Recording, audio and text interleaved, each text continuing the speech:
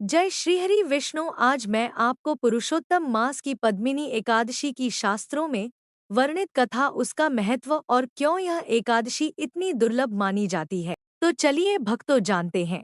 एक समय युधिष्ठिर ने भगवान कृष्ण से पूछा, हे प्रभु, पुरुषोत्तम अधिक मास में आने वाली एकादशी कौन सी है और ये इतनी दुर्लभ क्यों है और ये महीना इतना पवित्र क्यों माना जाता है और भगवान विष्णु को इतना प्रिय क्यों है।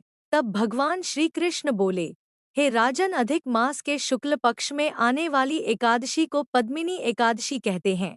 यह अत्यंत दुर्लभ और पुण्य देने वाली है। इसके व्रत से भगवान विष्णु की विशेष कृपा प्राप्त होती है। पहले इस महीने को मलमास कहा जाता था और लोग इसे शुभ नहीं मानते थे। तब यह महीना दुखी होकर भगवान विष्णु के पास गया। भगवान ने इसे अपना नाम पुरुषोत्तम मास दिया और कहा कि इस महीने में भक्ति, दान, जप और व्रत करने वालों को विशेष पुण्य मिलेगा। इसी पुरुषोत्तम मास में आने वाली पद्मिनी एकादशी को बहुत पुण्यदायी माना गया है, क्योंकि यह हर साल नहीं आती, ये 2 साल 8 महीने में आती है। ये भगवान श्रीहरि को समर्पित मानी जाती है। फिर भगवान श्री कृष्ण ने शुक्ल पक्ष पद्मिनी व्रत कथा सुनानी शुरू की।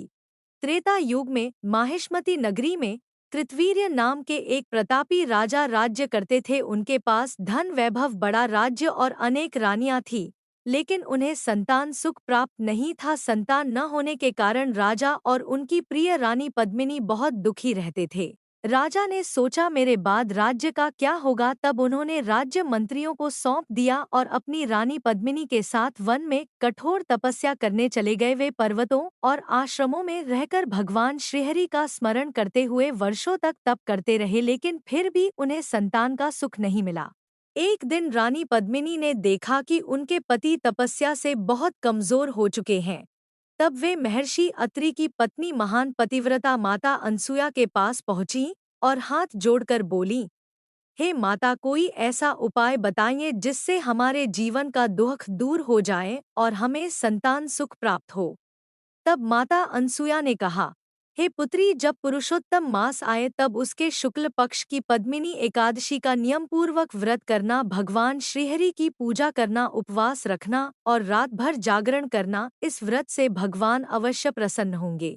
रानी पद्मिनी ने पूरे नियम, श्रद्धा और भक्ति के साथ पद्मिनी एकादशी का व्रत किया। उन्होंने उपवास रखा, भगवान विष्णु का स्मरण किया, भजन कीर्तन किया और पूरी रात जागरण किया।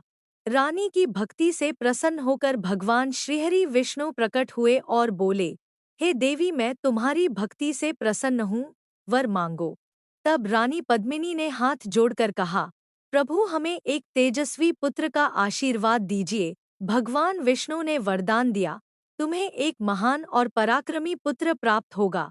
कुछ समय बाद रानी पद्मिनी ने एक तेजस्वी पुत्र को जन्म दिया, जिनका नाम कार्तवीर्य अर्जुन पड़ा। वह बहुत पराक्रमी और यशस्वी राजा बने।